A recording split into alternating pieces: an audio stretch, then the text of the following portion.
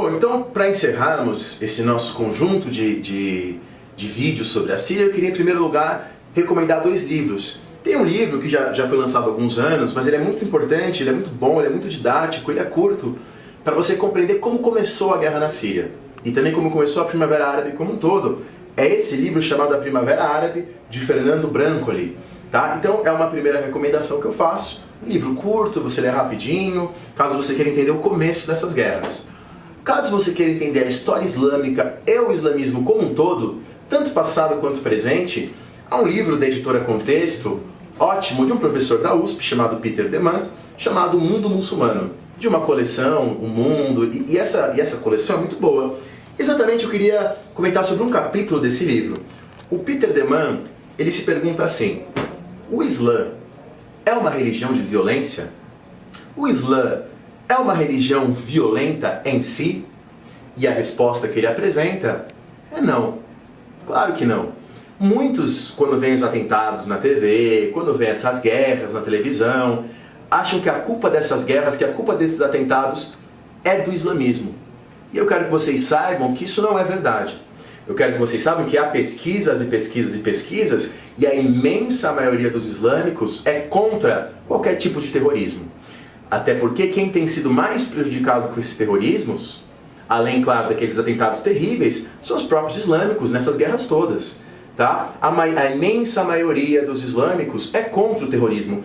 Você fala assim: nossa, professor, mas eu já vi na internet passagens do Alcorão que parecem violentas. Claro, qualquer livro religioso, de várias tradições, budista, cristã, se eu pegar trechos isolados e descontextualizados, pode dar a impressão de que ele está defendendo a violência. Há também no Alcorão uma passagem que o Peter cita no livro, chamado Não há coação na religião, não há violência na religião. Então, perceba, assim como a maioria dos cristãos hoje é contra a Inquisição, as cruzadas, momentos em que cristãos fizeram violência em outra época, a maioria dos cristãos são contra isso. A maioria dos cristãos pensa que aquilo deve-se, e eles estão corretos nisso, não ao cristianismo, mas àquelas pessoas, que não é a religião que é boa ou má, são aquelas pessoas que fizeram uso mal da religião. O mesmo vale para o islamismo. Só para você ter um exemplo, Mohammed Said Tantawi é um dos maiores intelectuais islâmicos hoje, professor da Universidade de Al-Azhar, a mais prestigiosa instituição teológica sunita do mundo, que fica no Cairo, no Egito. Ele diz: matar homens, mulheres e crianças inocentes é um ato horrível que nenhuma religião monoteísta aprova. Então, eu quero que você saiba que a causa desses atentados, dessas guerras, não é a religião. Professor, mas tem gente que usa a religião para defender algumas coisas que nós não concordamos. Isso é verdade. Mas isso não significa que a religião é culpada. Cabe lembrarmos, por exemplo, da Idade Média.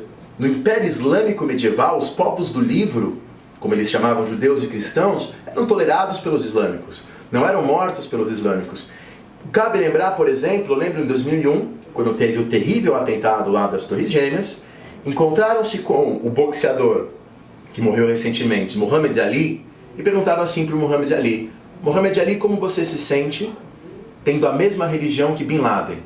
E o Muhammad Ali teria respondido para o jornalista que era cristão: e como é que você se sente tendo a mesma religião que Mussolini, que Hitler e tantos outros ditadores? Isso é, quando Muhammad Ali faz essa resposta, não é que ele estava criticando o cristianismo.